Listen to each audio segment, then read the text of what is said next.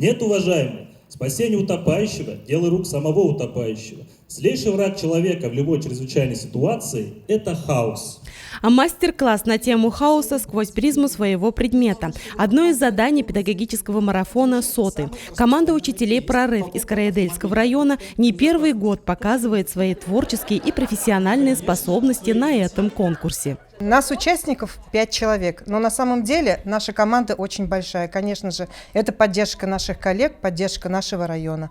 И подготовка действительно велась очень колоссальная, очень серьезно подошли к вопросу, к выступлению, простите, чтобы достойно представить нашу команду «Прорыв». Все активисты, все задействованы в районных, муниципальных мероприятиях, поэтому в основном большинство заняты, но за район мы стоим горой. Акмуллинский университет в 3-й раз принял финалистов республиканского педагогического марафона «Соты». В финал конкурса вышли 5 лучших команд, представляющих Белебеевский, Ишимбайский, Караидельский, Белорецкий районы и город Уфу. Марафон включал коммуникационно-образовательные площадки, где педагоги делились своими достижениями, обсуждали проблемы и новые перспективы, демонстрировали эрудицию и педагогическое мастерство. Мы создаем себя сами, мы можем управлять мечтами, мы помогаем идти вперед к цели, которая идем так ждет. Если сам в себя поверишь, сможешь выстроить мечту. Мы поможем, ты сумеешь зажечь свою звезду.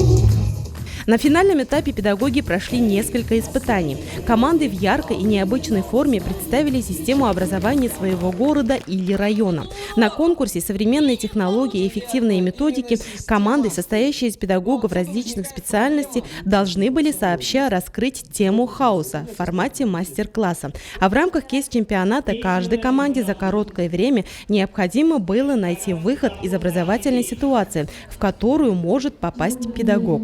Финальное выступление участников марафона оценивали победители и лауреаты конкурса «Учитель года».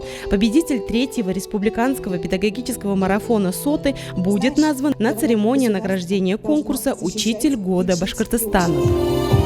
Учитель — это сила,